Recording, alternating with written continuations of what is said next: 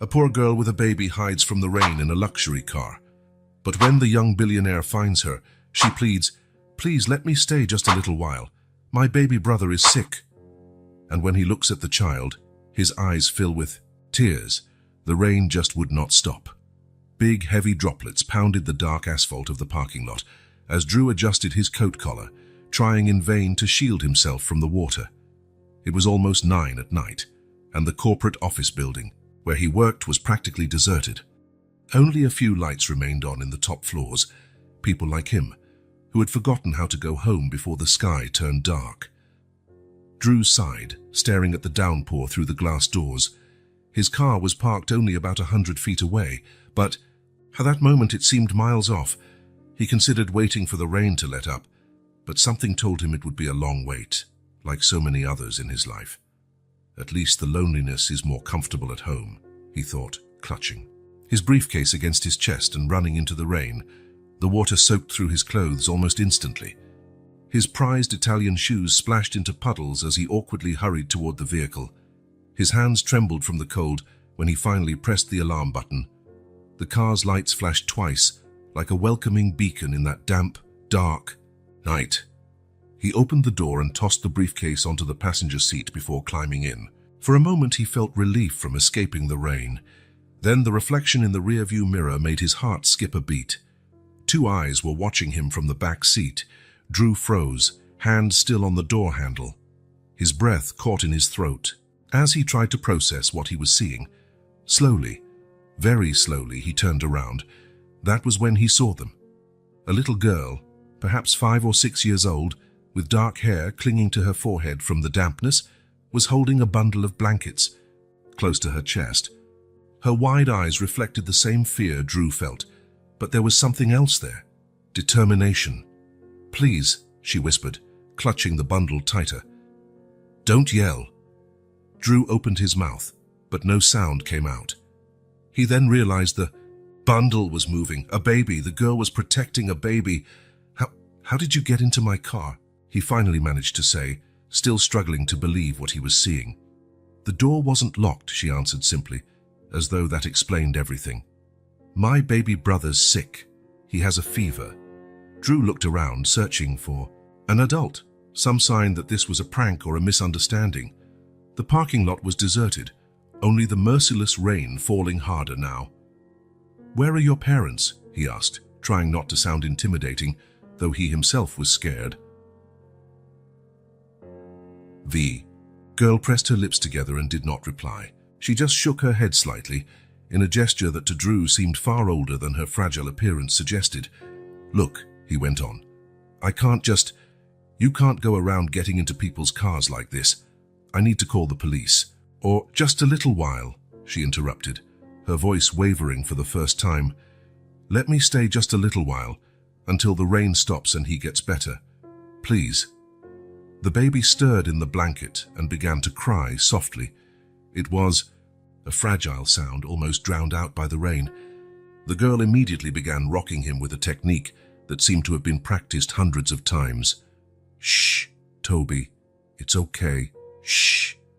Drew felt something strange in his chest, something he hadn't felt in a long time, a sensation he couldn't quite name. There, in the back seat of his perfectly maintained German car, was something that did not fit into his orderly, predictable world. "What's your name?" he asked, surprised at how gentle his own voice sounded. "Sarah," she answered, without taking her eyes off her brother. "And he's Toby." Drew checked his watch.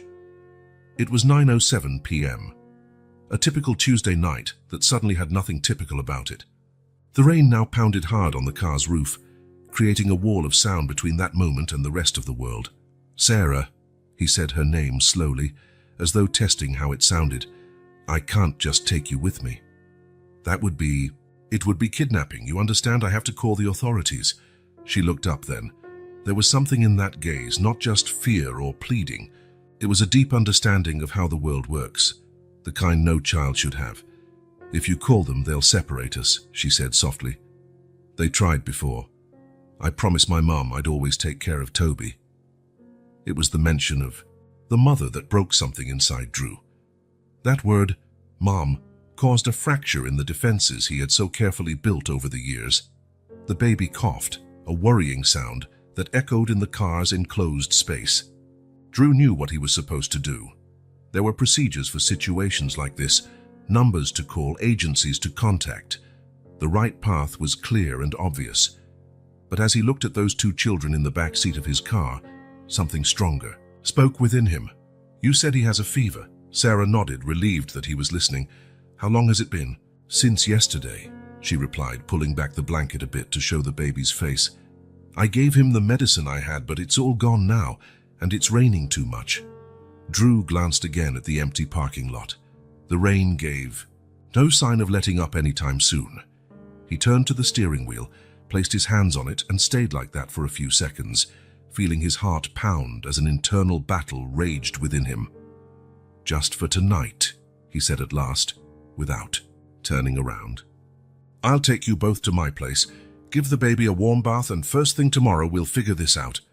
He started the engine and adjusted the rearview mirror. Sarah's eyes met his through the mirror, and she simply nodded, not smiling, almost as if a quiet agreement had been forged at that moment.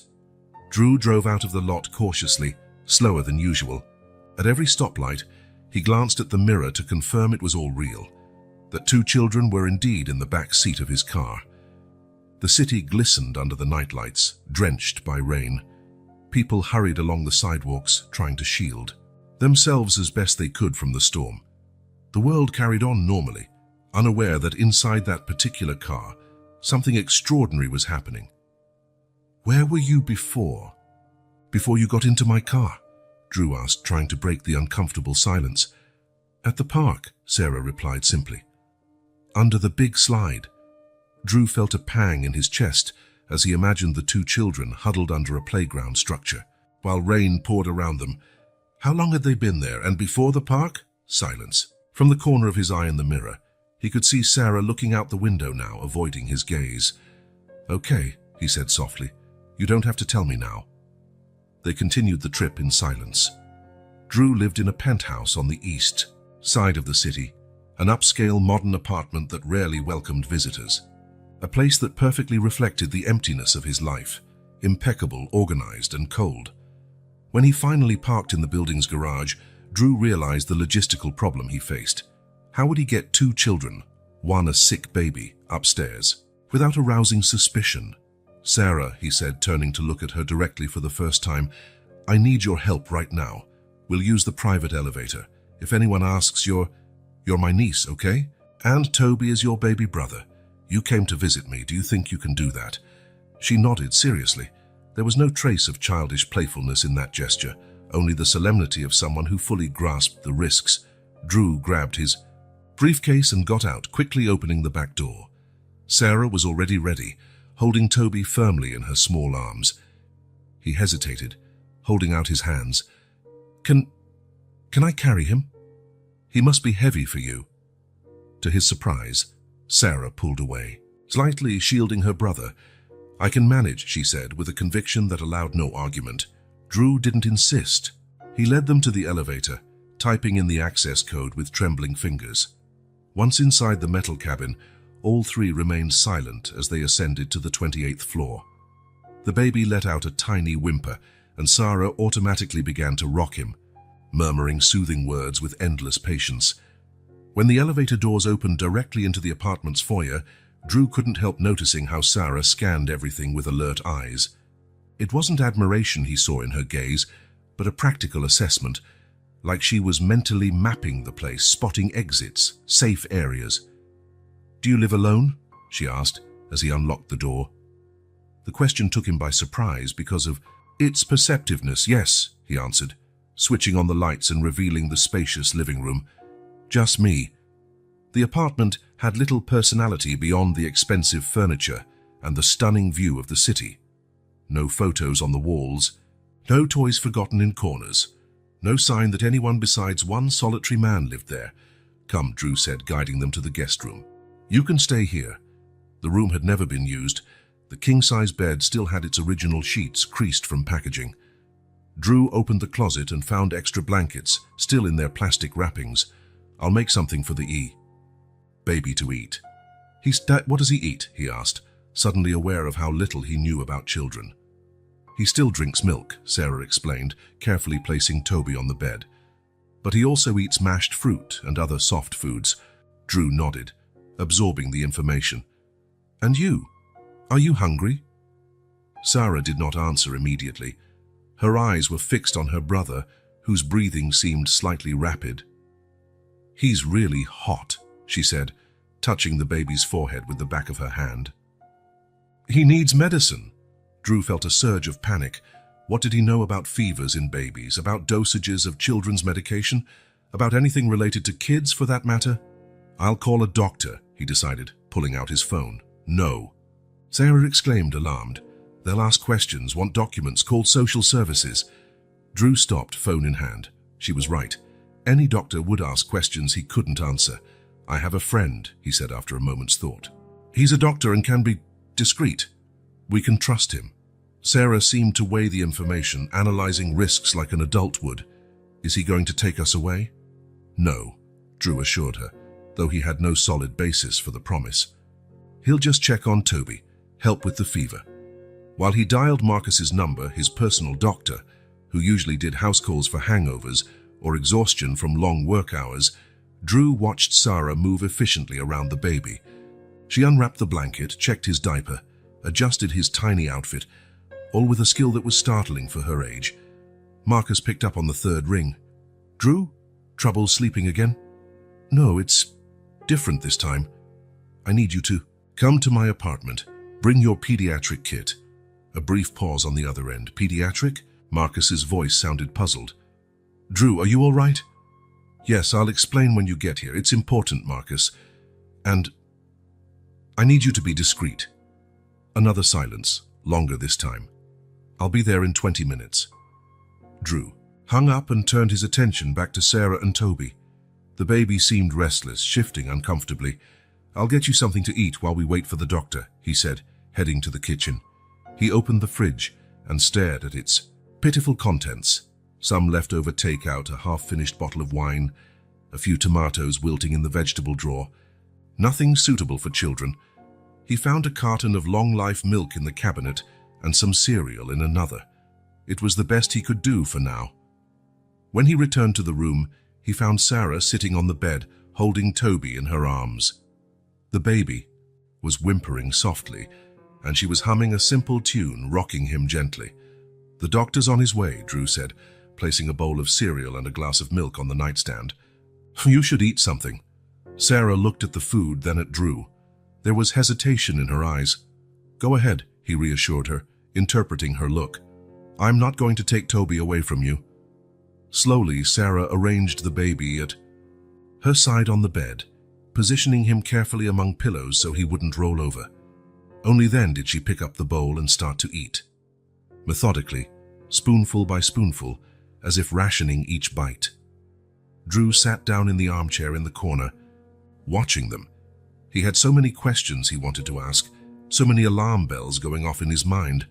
Where were these kids' parents? Why were they alone? How long until he had to do the hard but inevitable thing and contact the authorities? The doorbell rang, interrupting his thoughts. "That must be the doctor," he said, getting up. "I'll be right back." Marcus stood in the foyer with his usual black doctor's bag and an expression of barely disguised curiosity. "Drew," he greeted with a nod as he entered. "So what's going on?" Drew closed the door and took a deep breath. "I've got an unusual situation." He gave the shortest explanation possible: the kids in the car, the sick baby, his decision to bring them home. Marcus regarded him with a mix of disbelief and concern. "You realize what you're doing is technically a crime, right?" Marcus asked quietly. "Even with the best intentions." "I know," Drew replied, running a hand through his hair. "But I couldn't leave them out there in the rain with a sick baby." Marcus nodded, looking understanding. "Let's see our little patient then." In the bedroom, Sarah immediately moved into a protective stance when she saw the stranger. "Walk in." Drew introduced them, trying to reassure her. "Sarah, this is Dr. Marcus. He's going to check on Toby and see why he has a fever." Marcus approached with a kind smile, perhaps the same one he reserved for his youngest patients. "Hi, Sarah. May I take a look at your little brother?"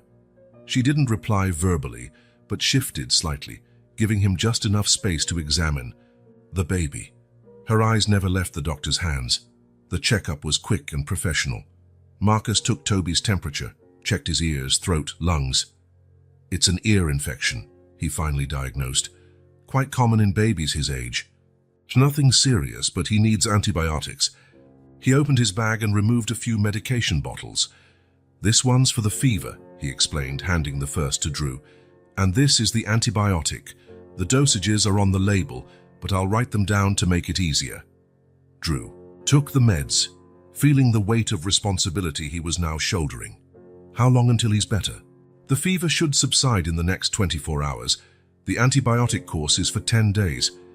He'll show significant improvement in 2 or 3 days, Marcus said, putting his instruments away. Then he lowered his voice.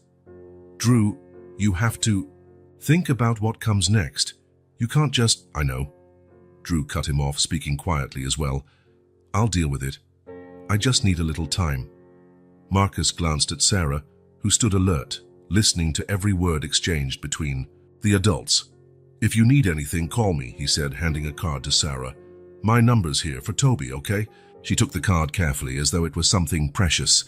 Thank you, she muttered, the first word she had directed at him. After Marcus left, Drew gave Toby his first doses of medication. The baby fussed at the bitter taste, but Sarah managed to soothe him, whispering sweet words that sounded like a secret language between siblings. You two should take a bath and rest, Drew suggested, noticing the children's still damp clothes. I'll find something for you to wear. He improvised with what he had, one of his t-shirts for Sarah, which fit like a long nightgown, and a clean scarf that could serve as a temporary diaper for Toby. It wasn't ideal, but it would work until he could buy proper items. While Sarah bathed Toby in the ensuite bathroom, Drew went to the living room and sat on the couch, trying to process everything that had happened over the past few hours. How had his life changed so drastically in a matter of moments? The apartment, which had always felt too big for one man, now seemed small and inadequate with the presence of 2 children. So many essentials were missing: proper food, clothes, baby supplies, items he had never needed before. He opened his laptop and began making a list. Tomorrow, he'd have to buy all of it. For now, they'd have to improvise. When he returned to the room, he found Sarah and Toby already in bed. The baby seemed to be sleeping more peacefully, and Sarah watched him with that constant vigilance she'd shown from the start. Did the medicine work? Drew asked, approaching. I think so. He feels a little cooler. Drew sat on the edge of the bed, keeping a respectful distance. He didn't want to intrude on the small safe space Sarah had created around herself and her brother. Sarah, he began, choosing his words carefully. I know you don't know me, and you have no reason to trust me, but I need to understand better what happened so I can help you. She continued to watch Toby, as though the baby's sleep were the most important thing in the world at that moment. And maybe it was. Our mum said she'd be back, she finally spoke, so softly Drew had to lean closer to hear. It's been 3 days. The weight of those simple words hit Drew like a physical blow. 3 days. 2 children alone for 3 days. Where did she go? To work, Sarah answered, still not looking at him. She always comes back. Always. But this time it took longer. And then Toby got sick. Drew nodded, resisting the urge to place a comforting hand on her shoulder. Something told him physical contact wouldn't be welcome at that moment. And you have no other family? No one else who could take care of you? Sarah finally looked at him. There was a hardness in her eyes that didn't belong to a child. Just the 3 of us. It's always been just us 3. Drew tried not to show how deeply that affected him, how familiar it sounded. I see, he said quietly. Well, for now, you're both safe here. Tomorrow morning I'll go out and buy a few things. Clean clothes, the right food for Toby, whatever else you need. For the first time, he saw something different in Sarah's gaze. It wasn't gratitude or relief. It was distrust. Why? She asked directly. Why are you doing this? The question took him aback with its frankness. Why, indeed? Why hadn't he just called the authorities, as would be normal, logical, legal? I don't know, he admitted honestly. I really don't. That candid answer seemed to matter to Sarah. She nodded slightly as if she'd finally heard something that made sense. Drew stood, walking to the door. I'll leave the hallway light on. If you need anything during the night, my room is the last one down the hall. He left the door slightly ajar. In the hallway, he paused for a moment, taking in the new silence that filled his apartment. It was no longer the silence of solitude, but the silence of people sleeping, of lives happening under the same roof. Before turning in, Drew headed to the kitchen for a glass of water. That was when he noticed a piece of paper on the counter that hadn't been there before. He moved closer and saw it was a drawing done in ballpoint pen on a page torn from the notepad he kept near the phone. In the simple but expressive sketch, there were 3 stick figures, 2 small and 1 tall, holding an umbrella over the smaller ones. Beside them, a female figure with long hair hovered like a ghost, arms stretched toward the children but not touching them.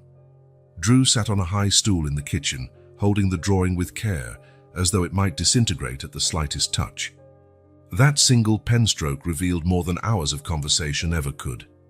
It was the story of Sarah and Toby, told in the only way a 5-year-old knew how, through simple lines laden with complex meaning.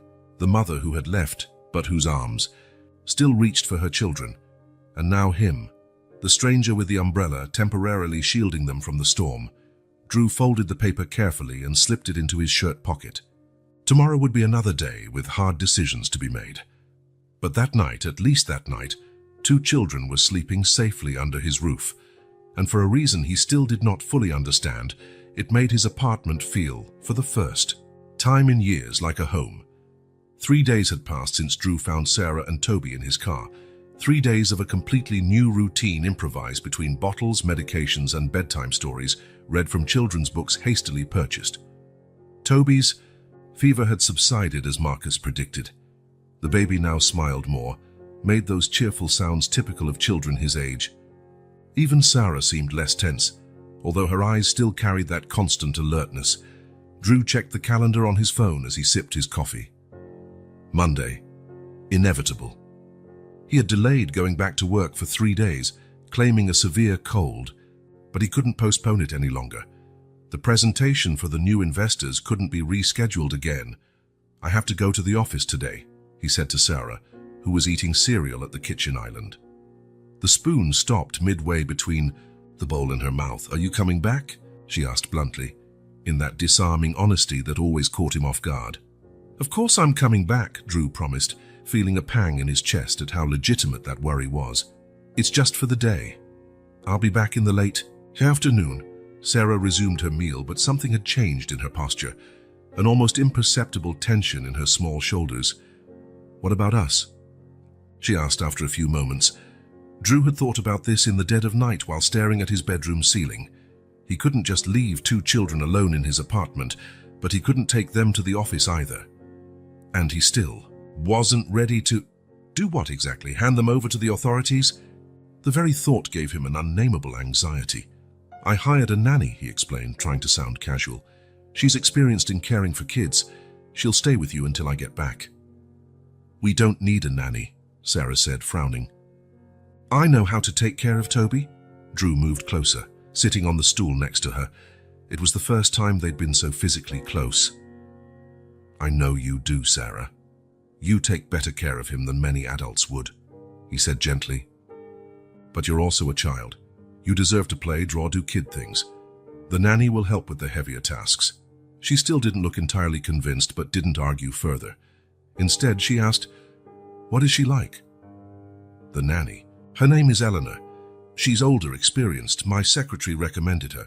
Drew left out the part about running a full background check on Eleanor Winters, 62, widowed, a former pediatric nurse who now supplemented her retirement by working as a nanny. He also omitted that he'd offered double her usual rate to ensure absolute discretion. The doorbell rang at precisely 7:30 a.m. As agreed, Eleanor was punctual.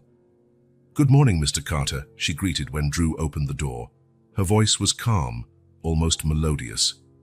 I'm Eleanor. Please come in. And you can call me Drew. Eleanor's grey hair was pinned into a practical bun. She had a kindly face, etched with lines suggesting many years of smiles, and watchful eyes that seemed to assess the situation more deeply than Drew had explained over the phone. "The children are in the kitchen," Drew said, leading her into the apartment. "Sarah is 5 and Toby is 8 months. He had an ear infection, but he's better now. He still needs to finish the antibiotic. Dosages are listed on the fridge." As he spoke, Drew realized he sounded like a worried father leaving his kids for the first time. The thought made him pause for a second, unsettled by his own feelings. In the kitchen, Sarah regarded the newcomer with that probing look Drew knew well. Eleanor, for her part, made no immediate move to get closer.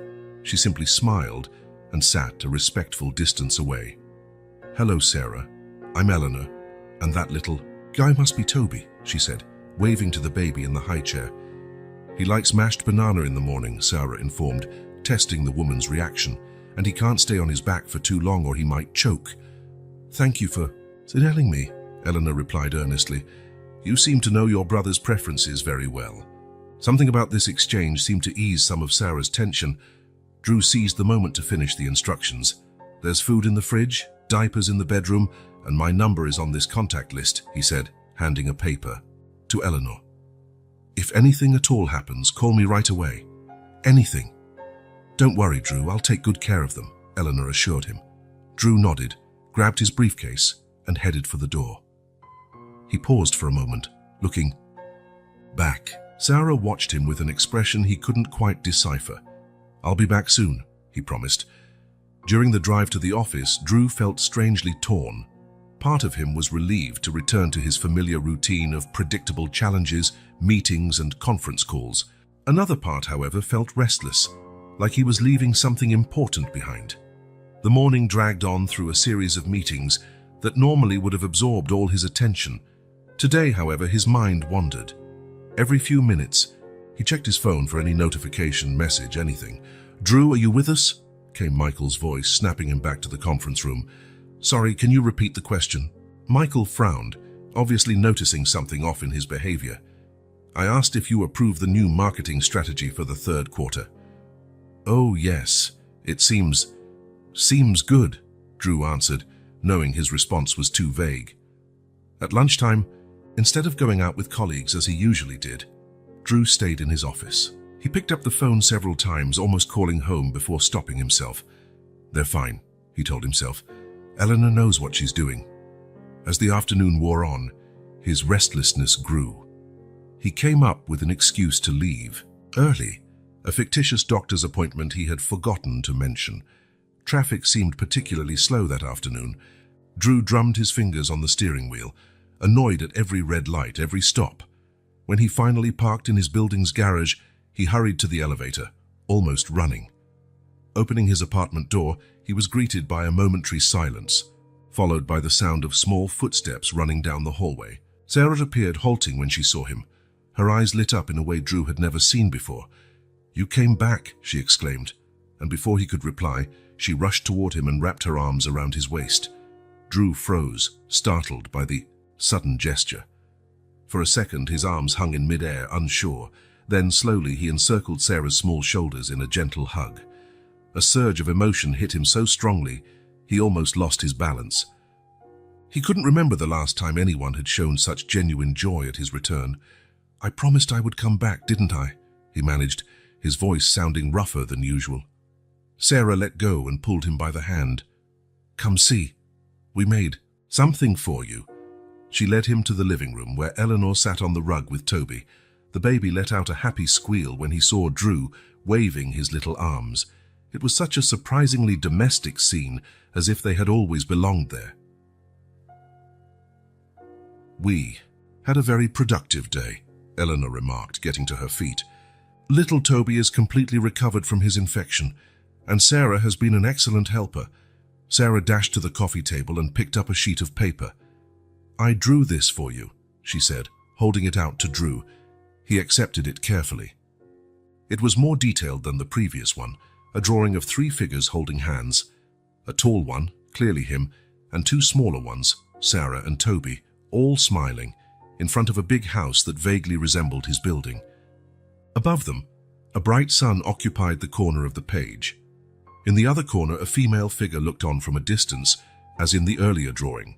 the absent mother, still present in Sarah's memory. "It's so beautiful," Drew said, feeling a lump in his throat. "It's us," Sarah explained as though it was obvious. "In our house. Our house." The words struck Drew with surprising force. He glanced at the drawing again, then at Sarah, at Toby playing on the rug, and at the apartment that had always felt too large and empty, yet now suddenly felt exactly the right size. Something shifted within him at that moment. A door he had kept firmly closed for years began to open. For the first time in a long while, Drew felt connected to something bigger than his professional ambitions, bigger than his solitary routine. "Thank you," he said, his voice almost a whisper. It was just a drawing by a 5-year-old child, simple lines, basic colors, imperfect proportions. But for Drew, at that moment, it was the most precious thing anyone had ever given him. It was an invitation. A possibility. As Eleanor said her goodbyes, promising to return the next day, Drew realized he no longer wanted this to be temporary. He had no idea what to do next, how to handle the legal implications or practical details. He only knew that for the first time since he found those children, he wasn't counting down the days until everything went back to normal. Because his old normal now seemed far too empty. And he wanted, truly wanted, to stay. Bye. The second week with the children, a sort of natural routine had formed. Drew woke up earlier, prepared breakfast while Sarah helped Toby get dressed. Eleanor arrived at exactly 7:30 and Drew headed to the office, now with photos of the kids on his phone to look at during the day. In the afternoon, he came home earlier. Eager for the moment Sarah would run down the hallway to greet him. Yet as routine settled, a restlessness grew within him. At night, after the children were asleep, Drew would sit in his home office, poring over a folder of all Sarah's drawings. Next to it, an ever-growing list of questions without answers. What would happen when their mother appeared? What would he tell the police when asked why he had kept 2 children in his apartment for 2 weeks without reporting it? How would he explain his sudden bond with them? And the most haunting question, what would happen when he had to let them go? On that Wednesday night, after putting Toby to bed and reading Sarah a story, Drew locked himself in his office and made the call he had been avoiding. His fingers trembled slightly as he dialed the number Marcus had given him. County Social Services, Janet Reeves speaking. Drew took a deep breath before answering. "Hello, my name is Drew Carter. I'm calling about a situation with 2 children. Are they in immediate danger? Do I need to send an emergency team?" The woman's voice grew automatically alert. No, nothing like that," Drew hurried to reply. "They're safe, they're with me." A pause followed. "Could you explain the situation more clearly, sir?" Drew ran a hand over his face, trying to find the right words. "I found 2 kids, a 5-year-old girl and an 8-month-old baby, alone about 2 weeks ago. The girl said their mother went to work and never came back. I couldn't just leave them." "You brought them to your home?" "Yes," he admitted, aware of how it sounded. "The baby was sick, it was raining. I thought it would just be for 1 night, but—" "And at no point did you contact the authorities?" The implied condemnation in her question made Drew shrink back. "I know I should have done so immediately. I know what I did is technically illegal. But they were so scared, and the girl said they'd be separated if they went into the system. I just wanted to help." More silence on the other end, then the sound of typing. "Mr. Carter, you must understand the seriousness of the situation. Legally, you should have notified the authorities right away. Keeping these children in your home without legal permission is considered kidnapping, regardless of your good intentions." Drew swallowed hard, feeling the weight of her words. "I understand, but what do I do now? I need to send someone immediately to take custody of the children. This arrangement can't continue another day. Could it be tomorrow morning?" Drew asked, thinking about how to prepare Sarah and Toby, "so I can explain to them what's going to happen." There was hesitation on the other end. "Very well, I'll be there at 10 a.m. But Mr. Carter, if you're not there with the children, when I arrive I'll have to involve the police, is that clear?" "Yes, perfectly clear," Drew replied, feeling his mouth go dry. "We'll be here." When he ended the call, Drew remained in his chair, staring at the wall, The reality hit him with full force. Tomorrow, the children would be gone. That little world they'd built together, that routine, everything would end. A soft sound at the door made him spin around. Sarah stood in the doorway, clutching the newly bought teddy bear in her arms. Her large eyes met Drew's with a look he'd never seen before. Older, more tired. "Sarah," Drew stood, alarmed. "What are you... Is everything okay? Do you need something?" "You're sending us away," she said. It wasn't a question. The air seemed to leave Drew's lungs. How much had she heard? "Sarah, It's okay," she interrupted in that small but firm voice that didn't match her age. "We knew we wouldn't stay forever." Drew knelt to her level. "That's not what I wanted, Sarah. I really didn't want it this way. But there are rules and I just can't..." "When?" she asked straightforwardly. Drew felt something break inside him. "Tomorrow morning," he nearly whispered. Sarah nodded, as if confirming what she already suspected. "I'll pack." "How are things?" she said simply and turned to leave. "Sarah, wait," Drew called, standing up. "You don't have to do it now. We can spend the evening together. Read a story, watch a movie, whatever you want." She paused but didn't turn around. "I don't want any more stories," she said, her voice unnervingly calm for such a small child. "Stories just make us believe in things that aren't true." And with that she left, leaving Drew standing, alone in his office, heart aching at the maturity in her words. He didn't sleep that night. He lay in bed staring at the ceiling, replaying the last few days in his mind. How had he let things get so far? How had he allowed his heart to open so much for two children he knew, from the start, he couldn't keep? Before dawn, he got up and went to the children's room. Toby slept peacefully, unaware of what was about to happen. Sarah, however, was awake, sitting at the edge of the bed, methodically folding the clothes Drew had bought her. "Can't sleep?" he asked gently. "I have to finish packing," she replied without looking at him, "so I don't forget anything." Drew entered and sat beside her. "Sarah, I want you to know something. These days with you both have been the best days I've had in a long time." She finally looked at him. In the dark, her eyes seemed larger, brighter. "Then why are you sending us away?" The question was so direct, so honest, that Drew felt stripped of all his adult rationalizations. "Because I'm afraid," he admitted at last. "Afraid I'm not good enough for you, afraid I'll make mistakes, afraid of the consequences of hiding you for so long." "Everyone makes mistakes," Sarah said. "My mum made mistakes too, but she always came back." "I know.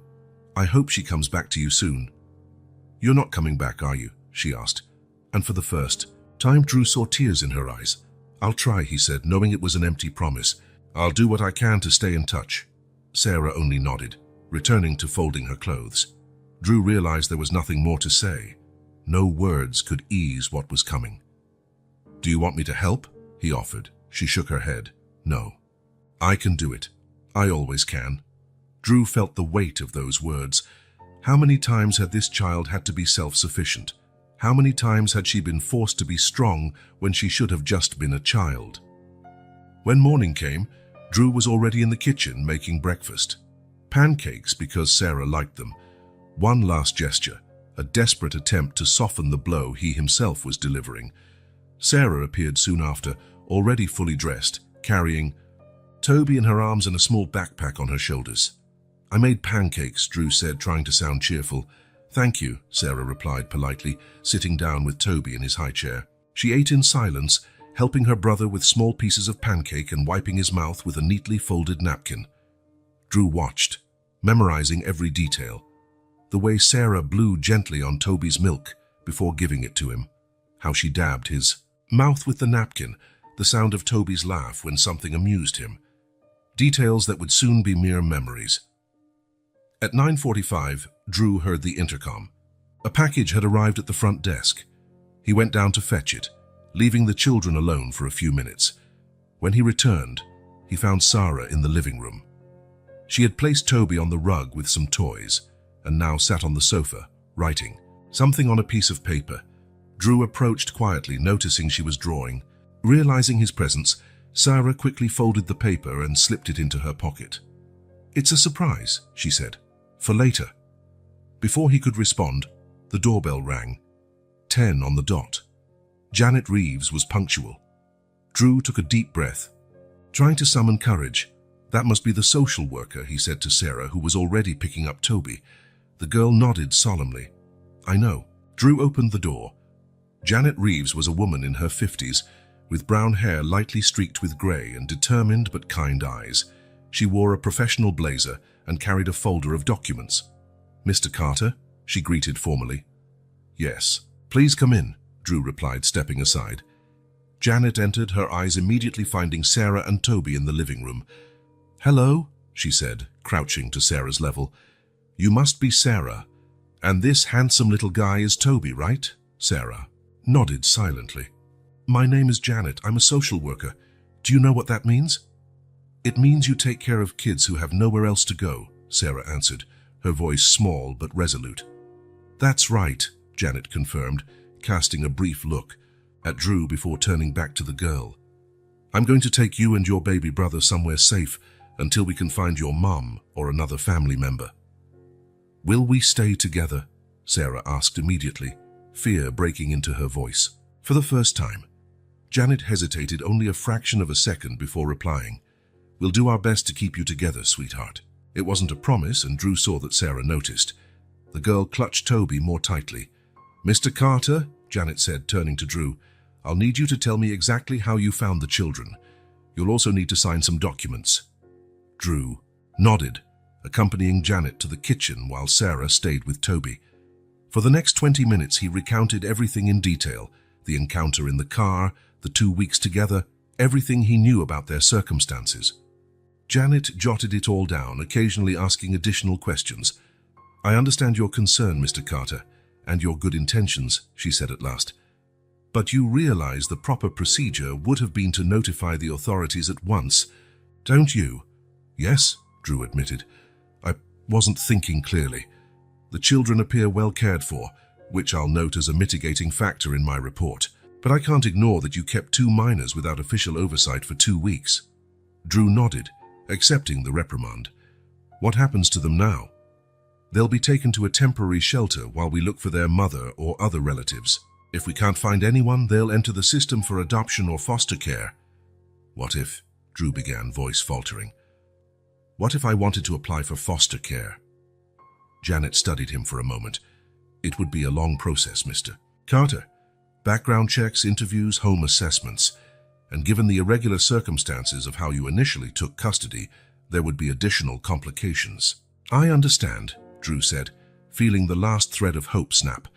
When they returned to the living room, Sarah was already standing, backpack on, Toby in her arms. A larger bag held the baby's belongings. We're ready, she said. Drew noticed how she avoided looking directly at him. You don't have to carry all that yourself, sweetie, Janet said kindly, extending her arms. I can help with Toby. Sarah hesitated, but finally let Janet take the baby. Toby whimpered for a moment, then settled in her arms. Well, I think that's everything, Janet said, also picking up the bigger bag. Mr. Carter, I'll contact you if we need more information. Drew nodded, unable to speak. A lump filled his throat, a weight in his chest making it hard to breathe. Sarah, he managed at last, kneeling down to her level. Thank you. For everything. For letting me know you and Toby. Sarah looked at him for a long moment. Then, unexpectedly, she held out the folded piece of paper she had put in her pocket. This is for you, she said softly. So you can look at it later. Drew took it with trembling hands. Thank you. Without warning, Sarah stepped forward and gave him a quick hug. It was brief, almost furtive, but Drew felt as if something inside him shattered. Goodbye, Drew, she whispered, pulling away quickly. Goodbye, Sarah, he replied, rising to look one last time at Toby in Janet's arms. Goodbye, Toby. The baby smiled at him, unaware of what was happening. That innocent smile was almost more than Drew could bear. Janet led the children to the door, Drew following. In the hallway, she turned once more. Again, I appreciate you contacting the authorities, Mr. Carter. It was the right decision, no matter how hard. Drew just nodded, unable to find words. He watched as Janet walked them to the elevator, Sarah walking at her side, small and determined. In the last instant before the doors closed, the girl looked back, her eyes meeting Drew's for one final moment, and then they were gone. Drew closed the apartment door and leaned against it, his legs feeling weak. The silence that engulfed him now wasn't the silence of solitude anymore. It was the silence of absence, of loss.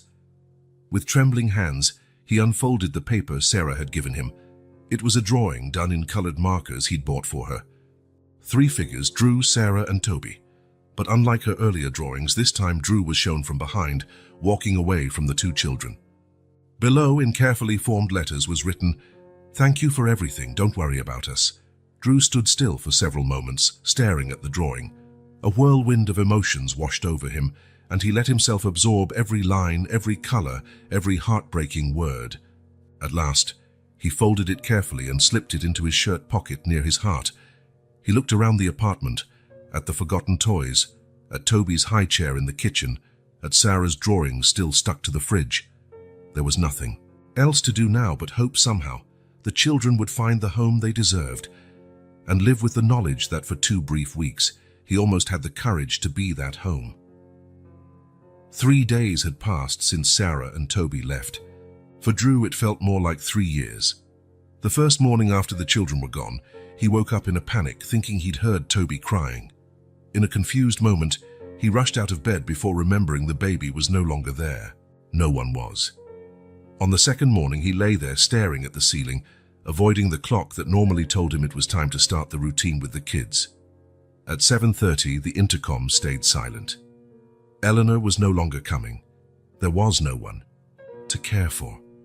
On the third morning, Drew forced himself up at the usual time, determined to reclaim his old routine, the one from before he had found Sarah and Toby that rainy night in his car. He made coffee, got dressed, drove to the office, going through the motions like a machine, body moving without conscious thought. Now, sitting at his desk with a stack of contracts before him, he gazed out the window without really seeing the city. It was the 4th day, the 4th morning waking to an empty apartment, the 4th attempt to pretend everything was back to normal. "Drew, did you hear what I said?" Michael's voice brought him back to reality. His partner stood in the doorway holding a folder, eyeing him with a mixture of curiosity and concern. "Sorry, I was distracted." "What were you saying?" "The meeting with the investors, Drew. It started 10 minutes ago. Everyone's waiting in the conference room." Drew glanced at the clock, 2:10 p.m. The meeting he himself had scheduled and spent weeks preparing for. "Right. Yes, I'm on my way." Michael didn't budge. "Are you okay? You've been acting strange all week." Drew forced a smile, gathering his papers. "I'm fine, just a little tired." Michael studied him another moment, clearly unconvinced, but nodded and left. Drew took a deep breath, organized his thoughts, and headed to the meeting. For 2 hours, he forced himself to be present, to give the necessary presentations, answer questions. His voice sounded normal, his explanations were clear, his arguments persuasive. Outwardly, he was the same old Drew Carter, efficient and focused.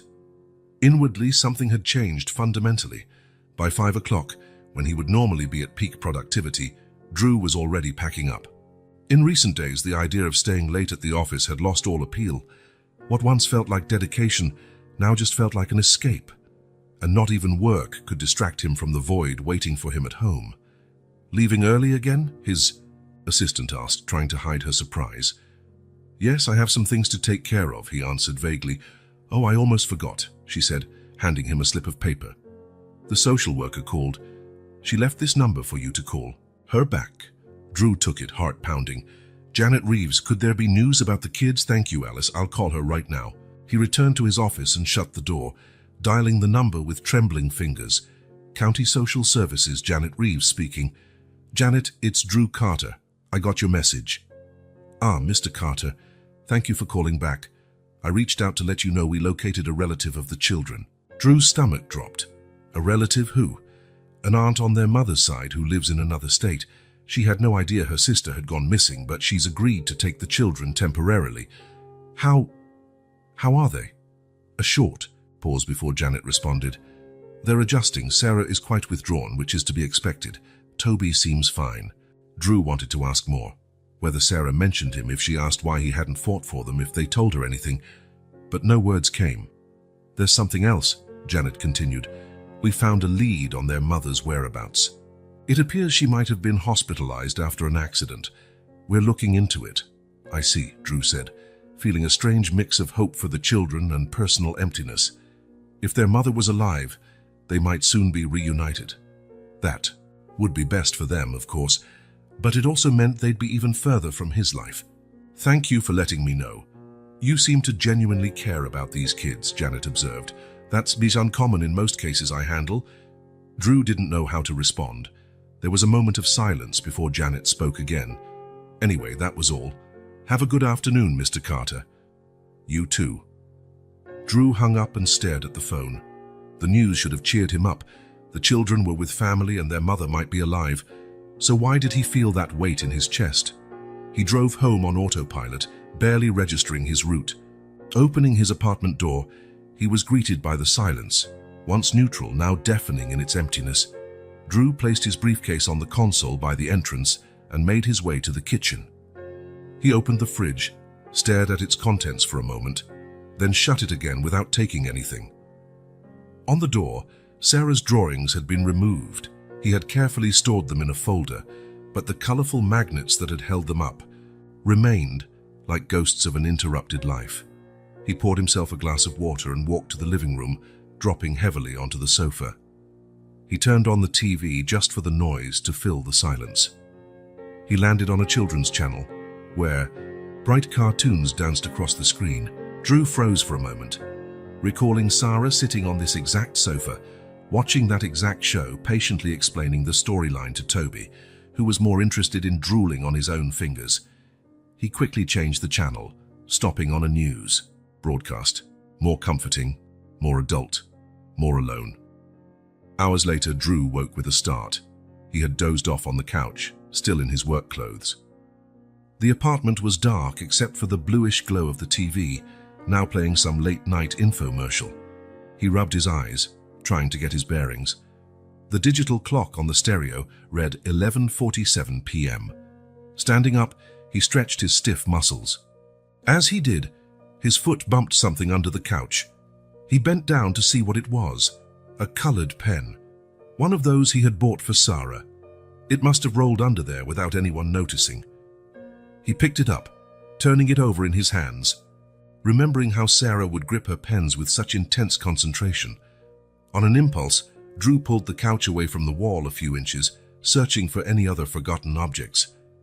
There were no more pens, but something else caught his eye, a crumpled piece of paper partially hidden. He reached for it, carefully smoothing it out. It was another drawing by Sarah, one he had never seen. It showed a house, clearly his apartment, building with a closed door. Outside stood Sarah and Toby, drawn with sad expressions. Inside, visible through a window, stood Drew, also looking sad. Across the top of the drawing, in big, uneven letters, each filled with a different color, was a single word: family. Drew sank onto the floor, holding the drawing as if it were infinitely fragile. When had Sarah drawn this? After hearing him on the phone with Janet, or maybe on the morning they left while he was cooking breakfast? The drawing perfectly captured how he felt now, separated from the children by a door he himself had helped close, all of them isolated and sad. Yet the word at the top, family, hit Drew like a physical blow. Sarah saw them as a family, not just a temporary arrangement, not just a shelter from the rain, but a real family. Something gave way inside Drew, some barrier he hadn't realized was still up. Sitting alone on the living room floor with a crumpled drawing from a 5-year-old, he finally let the tears come. Silent sobs shook his shoulders. As the truth struck him full force, he had lost something he hadn't even known he wanted: a family. The apartment's silence surrounded him as the lone witness to his grief. But within that silence, for the first time, a certainty was born. He couldn't change the past, couldn't undo the decisions made, but the future was still unwritten, and Drew no longer wanted to live in that silence. On Friday morning, Drew woke before his alarm. He'd slept little, tossing and turning with thoughts and decisions clashing in his mind. As the first rays of sun broke through the window, he was already up. He had made the decision in the middle of the night. He couldn't go on like this, caught between two worlds, the old one which no longer served him, and the new one which he had lost before fully understanding it. He needed to take the first step.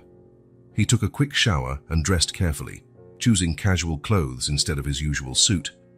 While making a simple breakfast, his eyes fell on the folder holding Sarah's drawings. He opened it and took out the last one she had given him, the one showing him walking away. Late the previous night, he'd bought a simple but elegant frame. He placed the drawing inside, adjusting it meticulously. It was both a gift and a promise, a beginning. He called the office and informed them he wouldn't be in that day. His assistant, Alice, was surprised. Drew Carter never took days off, but she asked no questions. By 9 o'clock, he was in his car, the framed drawing on the passenger seat wrapped in protective paper. He had the address on a slip of paper, though he'd already memorized it from his conversation with Janet Reeves. The children's shelter was about a half-hour drive from downtown in a quiet residential area. It was an older building but well-maintained, painted in pastel tones, with a small front yard where some kids were playing under adult supervision. Drew parked and sat there for a few minutes watching. His heart raced, his palms felt damp. What would he say? How would he be received? Was Sarah still there, or had she already been transferred to her aunt's in another state? Finally, he gathered his courage and got out of the car, taking the wrapped parcel with him. He walked to the main entrance where a receptionist greeted him with a polite smile. "Good morning. May I help you?" "Good morning, I'm Drew Carter. I'd like to speak with Janet Reeves if possible." The woman checked a computer. "Ms. Reeves is in a meeting at the moment. Do you have an appointment?" "No, but it's about Sarah and Toby, the children who arrived a few weeks ago." Something in his tone or in the mention of the names made the receptionist scrutinize him more closely. "One moment, please." She made a quick phone call, speaking in hushed tones. Drew waited, holding the parcel as though it were priceless. "Mr. Carter, Ms. Reeves can see you in a few minutes. Please wait in the lobby." Drew nodded and went to a small waiting room. He sat in a chair, the package in his lap. The walls were adorned with children's drawings. A low shelf held books and toys, so the place tried to be welcoming, but an institutional feel still hung in the air. 10 minutes later, Janet Reeves appeared in the doorway. "Mr. Carter," she greeted him with a neutral expression. "I wasn't expecting to see you here." "Good morning, Janet. I'm sorry for dropping by without notice." She gestured for him to follow her to a small meeting room. "What can I do for you?" she asked once they were seated. Drew set the parcel on the table. "I wanted to know how Sarah and Toby are doing. And I brought them something." Janet observed him for a moment before answering.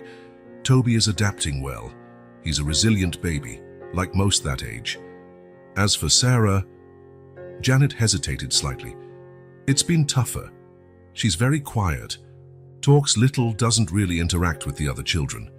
Drew felt a pang in his chest. "She's still here. I thought maybe she'd already gone to her aunt's." There were some complications with the paperwork. The transfer's been postponed for at least another week. "And their mother, any news?" Janet sighed. "We've confirmed there was an accident. She's in a hospital in another state, unconscious. The doctors don't know when or if she'll recover." The news hit Drew hard. For all the complications, he had never wanted anything this awful for their mother. "I'm very sorry to hear that. These are difficult cases," Janet replied.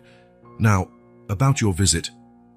"I'd like to see Sarah," Drew said plainly, "just to see how she's doing so she'll know I haven't forgotten her." Janet studied him with her keen professional eyes. "Mr. Carter, I must be frank.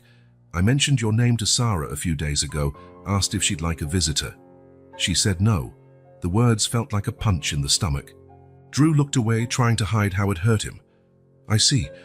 Children like Sarah develop coping mechanisms. Emotional withdrawal is one of them. It's nothing personal against you."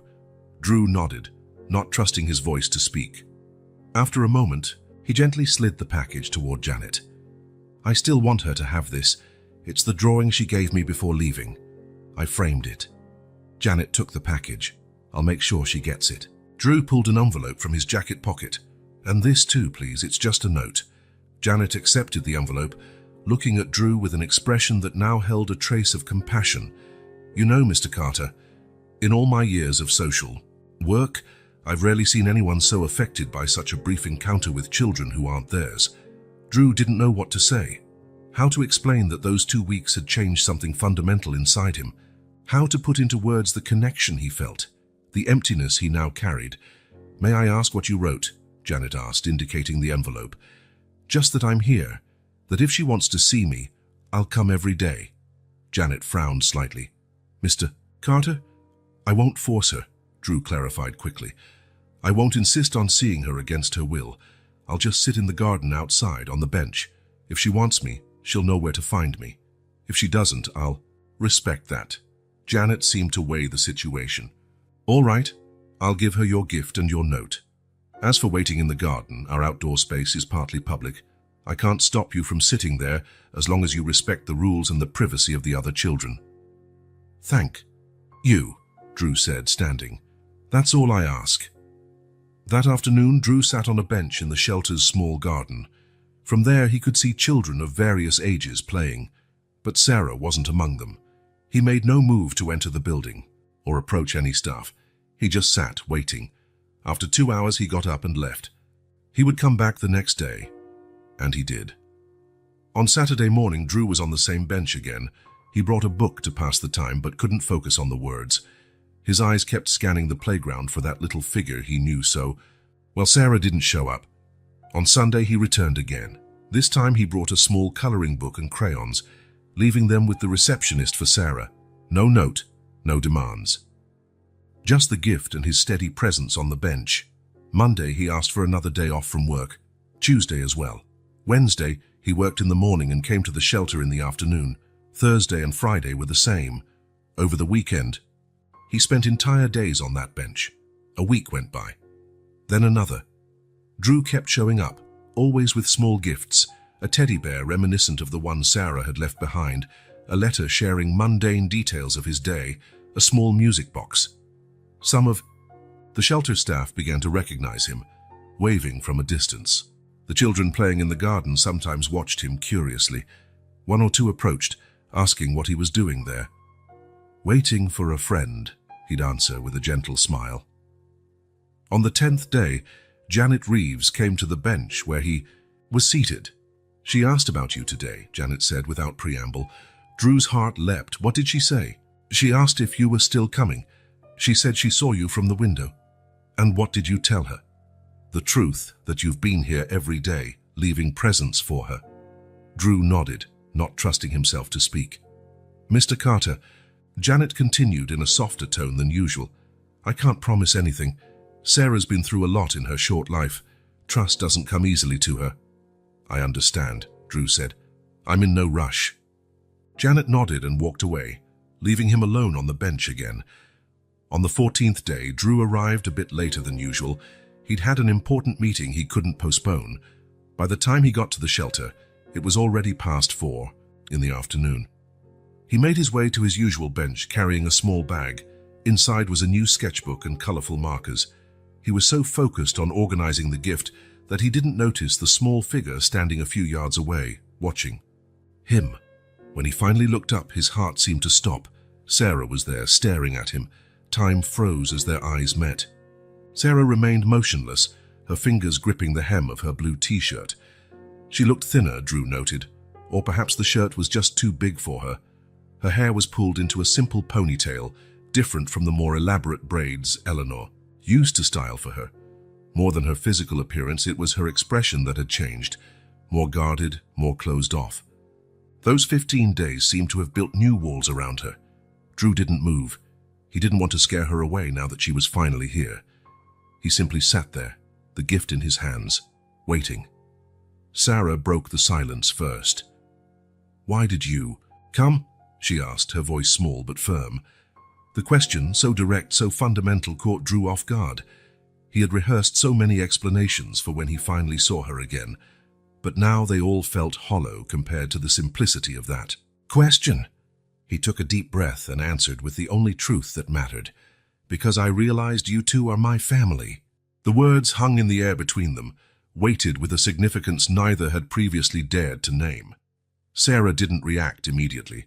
Her eyes studied Drew's face, as if searching for any sign of falsehood. You didn't want us before, she finally said, not accusing him, just stating a fact. Drew felt the weight of those words. He set the gift bag aside on the bench and slowly knelt on the grass, bringing himself down to her eye level. Sarah, I need to apologize, he said, his voice shaky with contained emotion. For letting you go, for not understanding what you meant to me sooner. I made a mistake, and I'm here now because I want to do right. Sarah kept staring at him without answering, but she didn't run. She was listening. For Drew, that was enough of a start. You said you would try, she spoke after a long pause.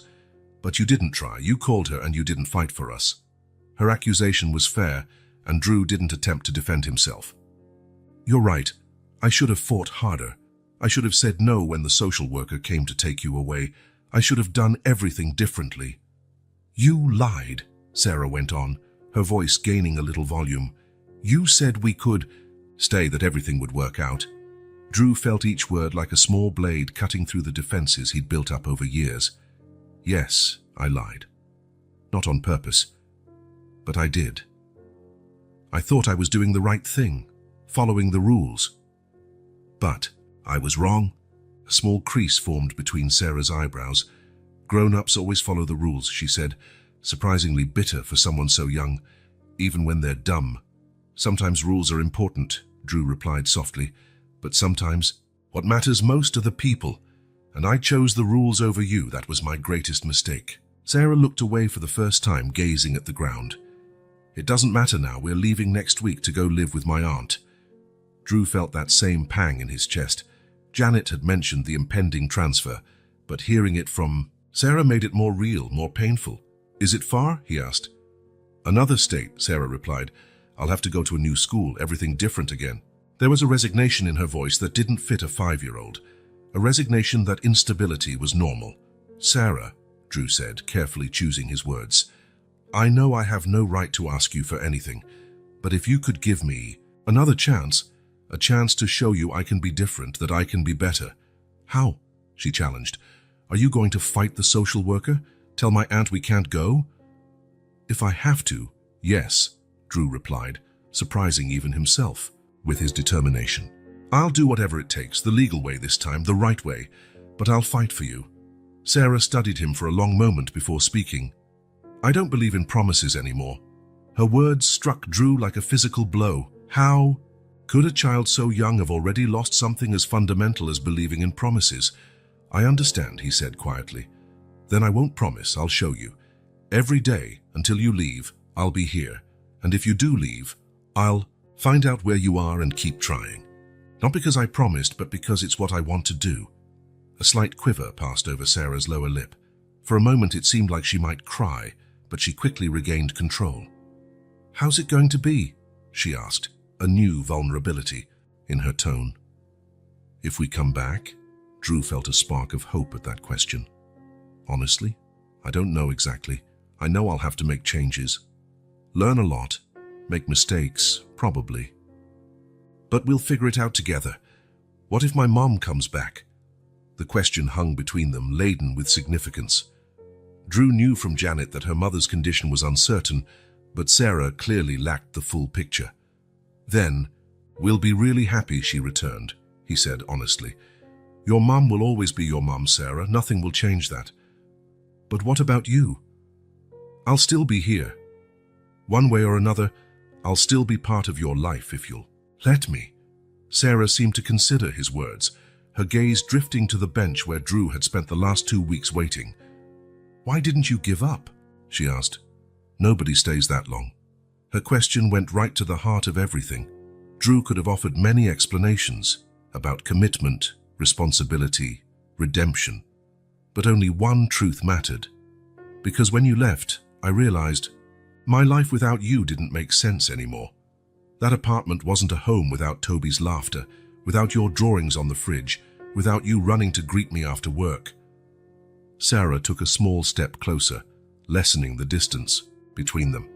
Did you really miss us? More than I've ever missed anything or anyone in my life, Drew replied, and it was the pure truth. Silence settled between them, no longer tense, but filled with possibility. Sarah looked past Drew toward the shelter building. I have to go back inside now. It's almost snack time. Drew nodded, trying not to let disappointment show. He wanted more time, more words, more chances to rebuild what he'd broken. I understand. May I come back tomorrow? Sarah hesitated. A moment. Toby misses you, she finally said. He can't really talk yet, but sometimes he looks at the door like he's waiting. Drew felt a lump in his throat. I miss him too. Sarah took another small step forward. She was now close enough that Drew could see the freckles on her nose, the wisps of hair escaping her ponytail. If you come tomorrow, maybe I'll bring him to see you, just for a bit. Drew felt as though he'd just been given the most precious gift in the world. I'd love that, Sarah. Truly. She nodded, still not smiling, but her gaze had softened almost imperceptibly. It's not a promise, she warned. Just a maybe. A maybe is all I need, Drew replied. Sarah turned to go, but paused after a few steps. The picture you gave me, the one I gave you before leaving, you put it in a nice frame. It's one of my greatest treasures, Drew said simply. She seemed to think about that for a moment. Thanks for the gifts, and for waiting, and then she was gone. Quickly walking back into the building, her steps small but determined. Drew remained kneeling on the grass long after she disappeared inside. No guarantees, no promises. The path ahead would be difficult, filled with legal, emotional and practical hurdles. But for the first time in 15 days, indeed in all his adult life, Drew felt certain he was on the right path. A path he hadn't chosen, but that had chosen him. A path that began on that rainy night and led him here, kneeling on the grass of a children's shelter yard, his heart filled with a hope he had never known. The encounter lasted only a few minutes. Simple words exchanged between a man and a child. Nothing had been promised, nothing was guaranteed. But to Drew, it was everything. It was the beginning. The day after that meeting, Drew arrived at the shelter earlier than usual.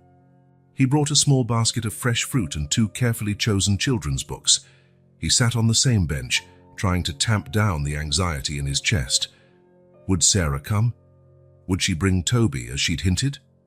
Morning passed slowly. The children came out to play as usual, but Sarah was not among them. Drew tried not to let disappointment show. After all, she had only said, maybe.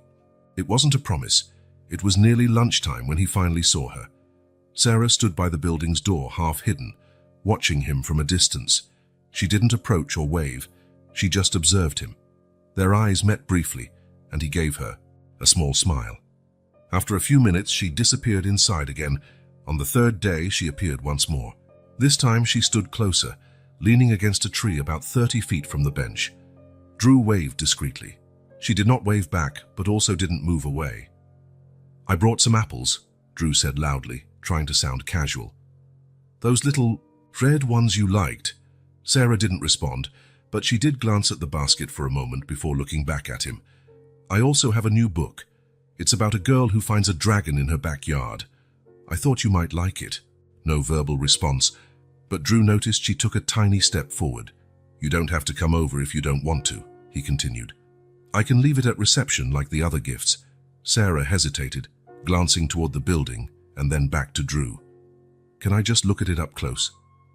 She asked finally, her voice almost too quiet to hear across the distance. Of course, Drew answered, fighting the surge of emotion he felt at hearing her voice. She approached slowly, each step deliberate, as though testing the ground beneath her feet. When she reached a safe distance, she stopped. Drew didn't try to close that gap. Instead, he placed the book on the bench beside him, along with a shiny red apple. I'll be here again tomorrow, he said gently. Same time. Sarah quickly snatched up the book and apple, then backed away a few steps. Toby's sleeping, she said, as if apologizing for not bringing him. He takes a nap after lunch. That's all right. Maybe another day. She nodded, then turned and hurried back into the building, book and untouched apple in her arms.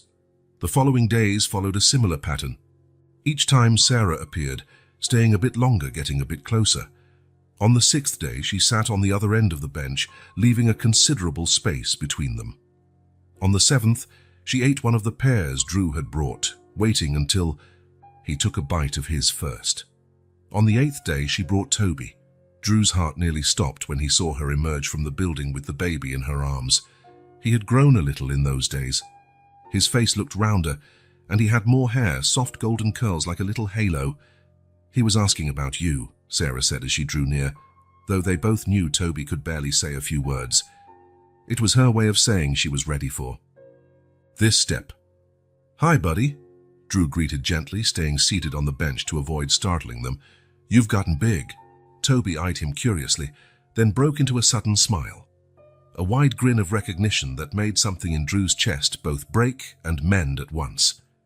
"He remembers you," Sarah noted, sounding almost surprised. "I've never forgotten him," Drew said simply. "Or you." On the 10th day, Sarah sat beside Drew on the bench and let him hold Toby. The baby cooed happily, tugging on Drew's tie with his small, inquisitive hands. "You still come every day," Sarah remarked, watching. "Them, I said I would, even when it rained." "Even when it rained," Drew confirmed. "I just waited under that covered awning over there." "Why?" she asked again, though this time it didn't sound accusatory, but genuinely curious. "Because you two matter to me, more than anything else." Sarah was silent for a moment, watching Toby settle so naturally in Drew's arms as though he had never left. "Have you talked to the social worker about us not going to my aunt's?" "I have," Drew said. "In fact, I've talked to a lot of people, lawyers too. I'm trying to get custody of you both." Her eyes widened slightly. "Is it hard?" "Yes," he admitted. "Important things usually are. It's worth trying anyway." On the 12th day, Sarah was already on the bench when Drew arrived, though Toby wasn't with her. "He's got a little cold," she explained. "Nothing serious." Drew nodded, imagining how it would feel to be there, comforting him, checking his temperature, making sure he was well cared for. Sarah held out a folded paper to him. "I drew this last night." Drew opened it carefully. It was more detailed than her previous drawings. 3 figures holding hands, Drew, Sarah, and Toby, in front of a building that resembled his apartment. A bright sun shone in the corner, and each figure had a big smile. Across the bottom, in large, colorful letters, she had written, "If you really stay, maybe we can try." Drew felt a lump in his throat. "This is the most beautiful thing anyone's ever given me," he said, voice thick with emotion. Sarah watched him for a moment before asking, "Are you really going to stay?" "I am," Drew promised. "As long as it takes, as long as you both want me to." In the following weeks, the legal process began to take shape. Drew formally applied for temporary custody, a first step on a long road. Surprisingly, Janet Reeves became an ally. Her report highlighted the bond she observed between Drew and the children, the dedication he'd shown, the visible improvement in Sarah's behavior since their regular meetings began.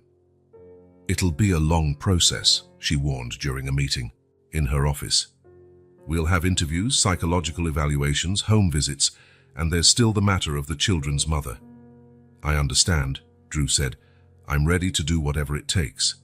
The first formal interview was conducted by a psychologist specialized in children under state custody. Elaine Goodman was middle-aged with kind but sharp eyes, watching every interaction between Drew and the kids with professional focus. "What if it doesn't work out?" she asked Drew candidly, while Sarah colored at a nearby table. "What? If you find raising 2 children is harder than you imagine?" "It will be hard," Drew replied honestly. "There will be good days and bad days, moments of doubt and frustration, but I'll be there for all of them." Sarah, who seemed not to be paying attention, suddenly lifted her head. "What if I break something?" she asked in her small but clear voice. "What if I do something wrong? What if I wake up crying at night and bother you?" Drew looked at her, understanding the real fear behind the question. "We'll fix it together," he answered simply. "If something breaks, we'll mend it. If you do something wrong, we'll talk about it and learn from it.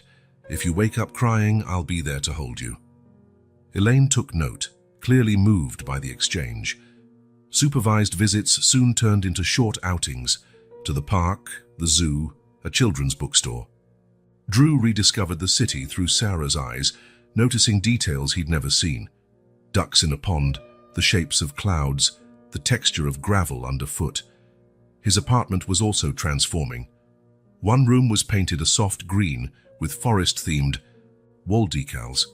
A child-sized bed replaced the old guest bed for Sarah. Toby's crib, now permanent, occupied the corner near the window. Low bookshelves were filled with children's books, educational toys organized in colorful bins. On one home visit, Janet looked around, seemingly satisfied with the changes. "You really are committed to this," she noted, checking the child-proofed outlets and rounded furniture corners. "Completely," Drew confirmed. It was during this visit that a moment occurred that would change everything. Sarah, exploring her newly decorated room, suddenly stopped and looked at Janet and Drew talking in the living room. "If I stay with him," she asked in her small, clear voice, "can I keep my mom's last name?" The living room went silent. Janet glanced at Drew, whose face registered initial surprise followed by deep understanding. Drew approached and knelt to Sarah's level. "Of course you can, Sarah," he said with a tender smile. "You'll never have to choose between her and me." Tears filled Sarah's eyes and she nodded as though confirming something important to herself. Janet blinked rapidly, looking like she was holding back her own tears. "That's," she began, clearing her throat. "That shows a rare understanding of the situation, Mr. Carter." But Drew barely heard her. His attention was on Sarah, who cautiously stepped closer. "Will my mom be mad if I like you too?" she whispered, so low only Drew could hear. "No," he answered with certainty. "Moms want their kids to be loved and cared for. She'd be happy to know there's someone else to love you and Toby." Sarah nodded, absorbing his words. Then, in a gesture that caught Drew completely by surprise, she opened her arms and hugged him, the first hug initiated by her since their reunion. It was brief, but so complete in its meaning. It wasn't about erasing the past or replacing people. It was about creating space so that new connections could flourish while honoring what came before. It was about building bridges between what was lost and what could still be found. It was about a family forming, not through blood ties but through daily choices, constant presence, and love shown in both small and big ways. When Sarah finally let go, there was a different light in her eyes, no longer just caution or fear, but a flicker of hope. The rebuilding would be slow, sometimes painful, often uncertain, but it was happening brick by brick, day by day, and for Drew every little step felt like a miracle in itself. The official letter arrived on an ordinary Tuesday, unannounced. An envelope with the family court seal in the corner. Drew stared at it for long seconds before working up the nerve to open it. His hands trembled slightly as he broke the seal. Having evaluated all legal requirements and considering the best interest of the children in question, this court grants Mr. Andrew Carter the full and permanent adoption of minors, Sarah Elizabeth Lewis and Tobias James Lewis. The words blurred before his eyes. After 18 months of waiting, hearings, supervised visits, evaluations, moments of hope interspersed with despair, there it was, official, final, real. Sarah and Toby were legally his children. News about their biological mother had arrived 6 months earlier. After a long coma, she had passed away without ever regaining consciousness. Sarah cried for days, hugging the only photo she had of her mother. Drew was by her side the whole time, holding her small hand, wiping her tears, listening to stories about the woman who'd first loved her. The aunt who initially agreed to take them had eventually admitted she couldn't handle raising 2 children. Her own life was complicated, unstable. After meeting Drew and seeing the bond he had with the kids, she signed documents relinquishing any familial claim, paving the way for adoption. And now, it was finally done. Drew put the letter in a drawer and looked around the apartment, no, the house. They had moved into a real house in recent weeks with a backyard and spacious bedrooms upstairs. A place where Toby, now 2, could run around without bumping into furniture, and where Sarah could have her own space to create and dream. The physical move mirrored the transformation that had taken place in their lives. The old apartment, once so meticulously ordered and sterile, had gradually become a colorful, lively chaos. The new house fully embraced that chaos as part of its character. Sarah had decorated her room with framed drawings, some of the most meaningful from their journey together. The original drawing Drew found crumpled behind the couch, bearing the word family, was displayed in a place of honor above her bed. Others covered the walls of the hallway, living room, and kitchen, a riot of color and shape telling their story in pictures. Toby's toy cars spread across the living room floor, and his cloth books filled a low shelf within reach of his curious little hands. The fridge, beside Sarah's art, now sported magnet letters forming simple words Toby was beginning to recognize. The house was full of noise, full of life, stamped with the unmistakable, irreversible mark of its new inhabitants. Glancing at the clock, Drew realized it was time to pick the kids up from school and daycare. The routine that had once been so solitary was now a complex ballet of schedules, appointments, and small rituals giving shape to their days. It was exhausting, yes, but it made him feel more alive than ever. Parking in front of the elementary school, he saw Sarah waiting by the gate. When she spotted him, she smiled and ran over, backpack bouncing against her shoulders, a new drawing in her hand. No hesitation in her hug anymore, no caution in her affection. "Guess what happened today?" she asked as she buckled her seatbelt. "What?" "My teacher put my drawing on the classroom wall. She said it's the best one she's ever seen." Drew grinned, genuinely proud. "That's amazing, Sarah. You worked really hard on it." "It's a drawing of our house," she explained, showing him the artwork. "Look, I even drew the swing you promised to build." Drew laughed, catching the subtle reminder. "This weekend, I promise." At the daycare, Toby greeted them with his typical burst of energy. As soon as he saw Drew, he dropped the toy in his hand and ran with unsteady steps, yelling, "Daddy! Daddy!" with that pure joy only children can display. Drew scooped him up, inhaling the scent of baby shampoo and cookies. Toby immediately started babbling in his own little language, mixing real words with made-up sounds, recounting stories only he fully understood. On the drive home, Drew watched his two children in the rearview mirror. Sarah was helping Toby with a picture book, pointing to animals and naming them patiently, as a big sister who took her role seriously. There was a confidence in her now, a security that grew each day. He decided to wait until dinner to share the news of the final adoption decree. For now, he'd savor this ordinary moment of extraordinary happiness. Sunday dawned under a clear blue sky and a gentle breeze wafting through the open windows. It was already past 8 when Drew finally came downstairs, having checked that both kids were still asleep.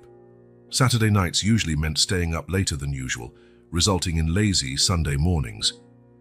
Drew laid out the ingredients on the counter and began preparing pancake batter, a Sunday tradition they'd established over the past few months. As he whisked, he quietly hummed a tune he'd heard Sarah practicing for a school performance. That's not how the song goes. Drew turned to find Sarah standing in the kitchen doorway, barefoot, still in her pajamas, with Toby sleepily perched on her hip. The little boy was giggling about something, perhaps Drew's off-key humming. "Morning, sleepyhead," Drew said with a grin. "And no, I know I'm not much of a singer."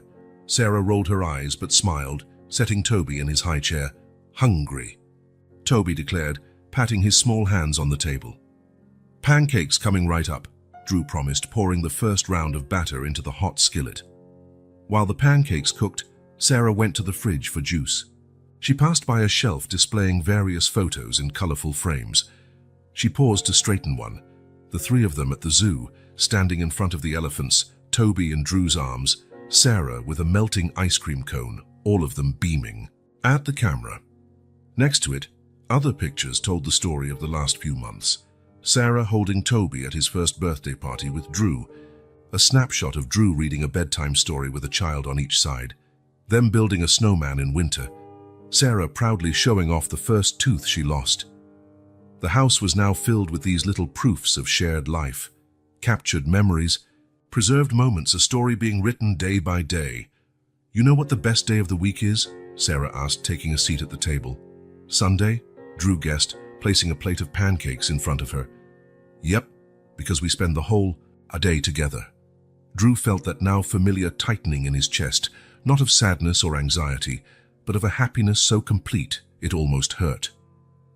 After breakfast, with the sun already high, Drew suggested they head to the backyard. While Sarah helped Toby put on his shoes, Drew gathered some sheets and cushions.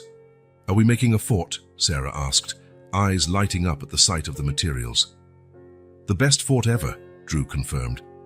Together, they transformed one corner of the yard into a makeshift refuge. Drew tied lines between two trees and a post from the clothesline, draping sheets to form a canopy. Sarah, with her natural artistic flair, took charge of decorating the space.